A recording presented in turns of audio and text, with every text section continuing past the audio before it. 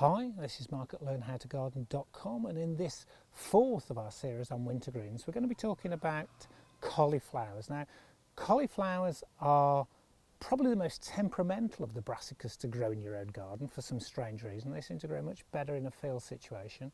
They also are the one that will get attacked most by cabbage root fly. Now, cabbage root fly is something that will attack all your brassicas, and we'll be covering that in a little video because there are certain things that people believed you could do to stop it, and to be honest, the easiest is a sort of physical barrier. But we'll come to that in a moment. The first thing I want to cover is the spacing of cauliflowers, because they do require more space than you'd probably think. If you were growing cauliflowers in the summer, which is something that you're probably not going to be doing, you can grow them quite close together and control their sort of size by spacing, a bit like we do with our cabbage. But the winter ones tend not to sort of work in quite the same way. So you're going to need really about 35 to 40 centimetres between plants. But to give yourself a bit more sort of leeway in your beds, we tend to use a chessboard sort of planting system. I do this with my salads, I tend to do it with collies. So it's like an X, it's like a 5. And what we've got here are 3 different varieties of cauliflowers. On the outside we've got slightly larger growing cauliflower varieties, and in the middle I'm going to grow 3 which have purple curds, just to show you. They don't quite have the same taste. I don't think they're as fine as the ones on the outside.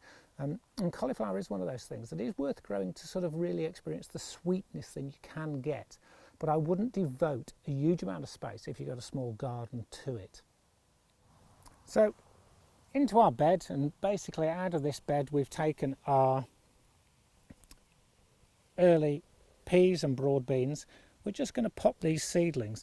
Now, there are 2 reasons that this video is sort of a few days behind the other ones. One is I've been out of the country for a few days, and 2 is that I put some of these seedlings into the bed the day before I went. I forgot to net it, and again, cauliflower seems to be absolute sort of heaven for pigeons, especially where I am.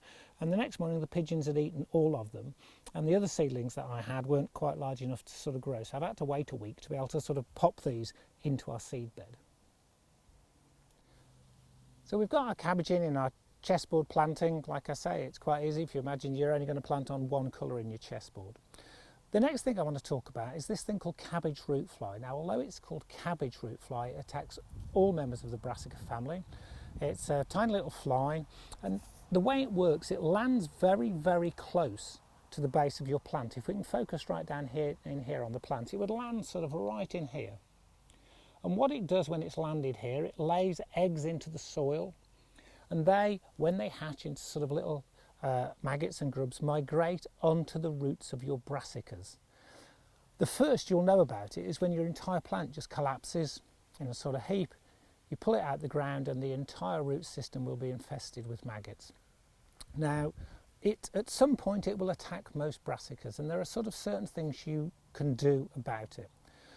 There are 1 or 2 old wives' tales. They used to say putting rhubarb into the planting hole worked. It doesn't in my experience. I've done that and still had them all collapse. Mothballs, exactly the same. You can, if you're not organic, buy liquids that you dip your brassica seedlings in. It's quite noxious, but most of the brassicas that we eat from the supermarket, unless they're organic, will have had that done to them. But by far the simplest method are to use what are called root fly control collars. These are little round collars, about 10-15 centimetres round, with a slit in them that you place round each plant. And it just creates a physical barrier, because if the female fly cannot lay her eggs in the soil, then she's not going to waste those eggs. It's important to her that she sort of propagates her species, and she'll move on to someone else's brassicas. But instead of buying them, because you know, £2.50, £3 for 10, I mean, it's not a lot, but if you can save money, it's worth it. You can always take just a small piece of carpet underfelt, cut a square, about 15 inches square, and then from the side come in, and in the middle cut a small cross.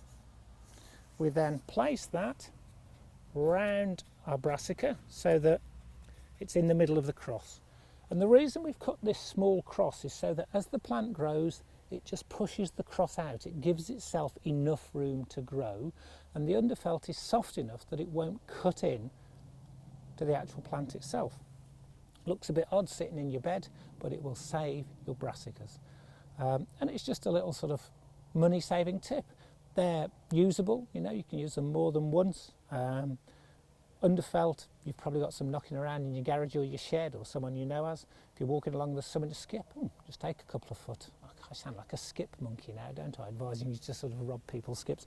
But you know what I mean, it's the sort of thing that most of us have that, you know, again, if you've got children, and sort of it's the sort of thing they like to do to get involved. When it comes to feeding cauliflower as well, don't overfeed them. If you overfeed your cauliflowers, what will happen is you'll get a lot of green leaves, but the curd won't develop. As I said, they're quite tricky. If it's your first time at gardening, I'd leave these probably until you've grown cabbage successfully. If you're enjoying what we're doing, you know, let us know.